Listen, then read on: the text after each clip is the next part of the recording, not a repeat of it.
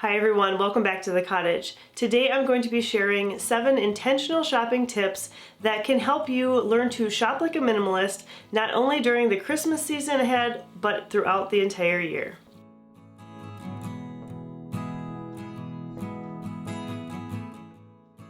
At the time of this video being filmed, Christmas is still about 6 weeks away, but even 2, 3, 4 weeks ago, we started to see signs of the Christmas season in the stores with the marketing and the sales and the promotions, and there is just a lot that happens this time of year, and it only gets amplified the closer that we get to Christmas itself.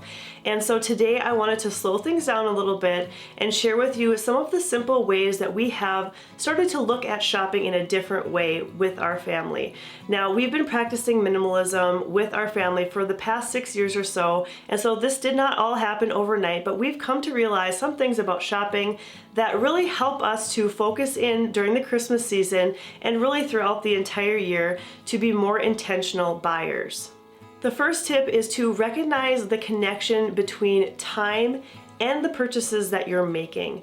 Many times we think about the amount of money that we have as a large pot to take from. So we see a pile of money over here and we can divide it up in any way that we want.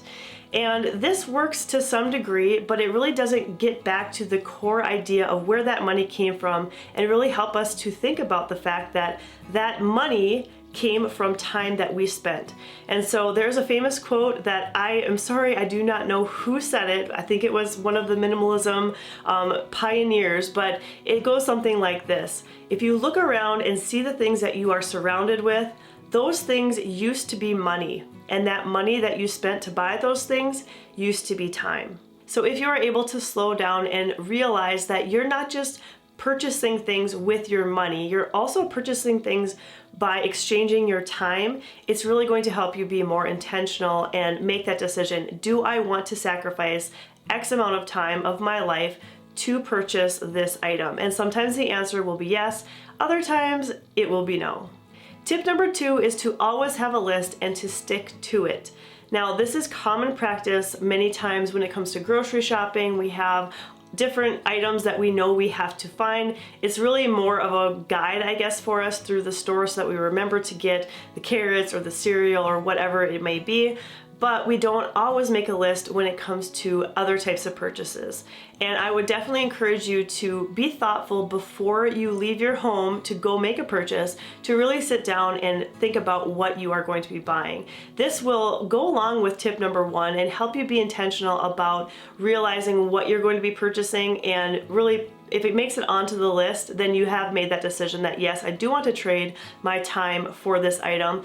And then also when you're at the store, it helps you keep very focused.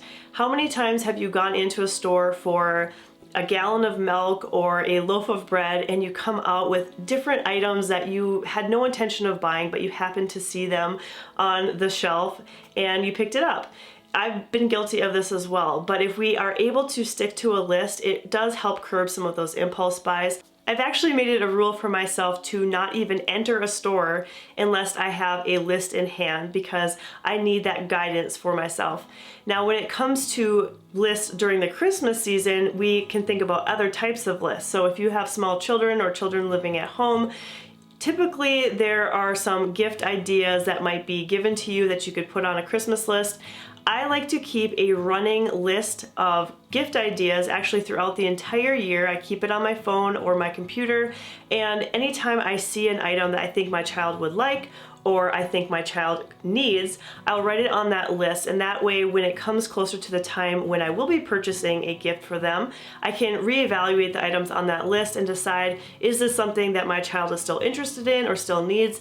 If not, I can cross it off and narrow it down that way. So these lists can be used in different ways, but generally speaking, they are a guide, a plan of action that can help keep us focused and be intentional about our purchases.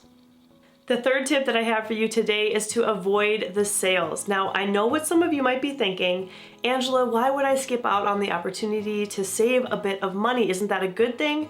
And yes, it is if you are purchasing something that you intend to purchase, that you need or want.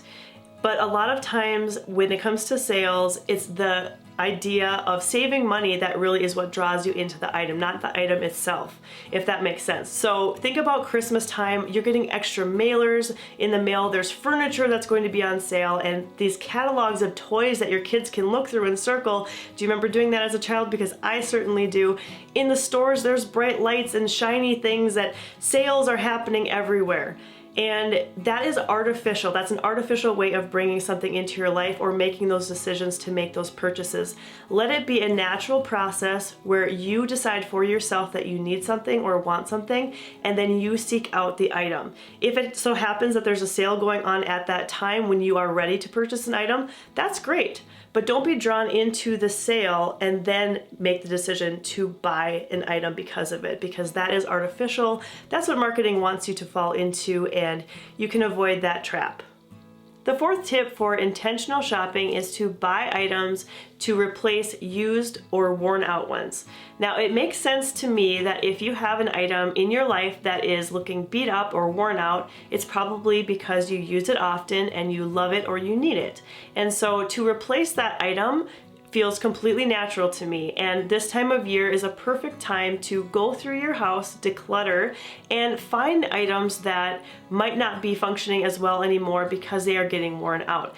I did a recent video about 70 plus items you can declutter, and on that list are a whole bunch of things that get worn out and used up. One thing that I mentioned from my own personal life is our bath towels. Our bath towels are old, they're looking kind of ratty, worn out, and I put them on my Christmas list for this year. And I would be thrilled, honestly, to open up a present that had new bath towels in it, because I know this is something that we use regularly, obviously, and it would be a treat really to have soft, plush, new bath towels. So that's a great way really to do a little bit of guilt-free shopping, because you know this is something that you need or love or use really regularly. Now, when it comes to buying items to replace for other people, you'll have to ask some questions, because not everybody has the same things that get used up in the same way. So if you have a family member, for example, that you're looking to purchase a Christmas present for, but you don't really know what they need, ask them. Say, is there anything that you use on a regular basis that I could help you replace? It might be kitchen utensils or something that they use in their garage, like a tool that you would have never even thought of buying as a gift, but they would really definitely appreciate it. So ask those questions, do that decluttering, and buy items to replace used or worn out ones. Tip number 5 is that consumable generally equals no clutter. When we purchase things, whether for ourselves or as a gift for somebody else, we do have to think about what we are bringing into our lives or somebody else's lives, because if it is a physical item that's going to stick around, this is going to be really a burden on them if it's something that they don't care about, don't want, don't need. But if it's a consumable product, something that's going to be used up over time, it's not going to be a burden in that same way. So for example, think about food as a gift. I mean, who wouldn't appreciate food as a gift, or food gift cards? This is not adding clutter to anybody's lives. Or for your children, an item such as a coloring book. Maybe they love drawing and coloring, and they can use that up, and it's not going to stay around in your house forever. So think about those consumable things that you can add into your shopping, and that especially at Christmas time, this is a great way to gift something to somebody without adding the burden of clutter into their lives. Tip number 6 is to choose quality over quantity. Now, when it comes to intentional shopping, this one is a big one, because we could fill our lives with tons and tons of things, but it won't make us happy. We could have a closet full of clothes, but only use 1 or 2 or 3 items in there. And then what is all the rest of everything doing? It's just adding clutter. So being mindful of that, you might do a bit more research when you're making your purchases and shop for really good quality things. They might end up costing you a bit more, but they should last you longer if it's something that's of very good quality. This can also be applied directly to Christmas and gift giving, specifically to kids and gift giving, because I know that this time of year, a lot of parents have the idea of just really showering their children with gifts and showing them how much they love them by wrapping up tons of things. And I've seen it happen in my own home where a kid will have a pile of presents, open something, set it aside because the next one's there ready to open, and set that one aside. And they're not really even seeing the gift for what it is because we chose quantity over quality. Now, if you are being intentional about purchasing and really finding those things that your child will love and cherish and enjoy, they don't need more than a couple of gifts, really.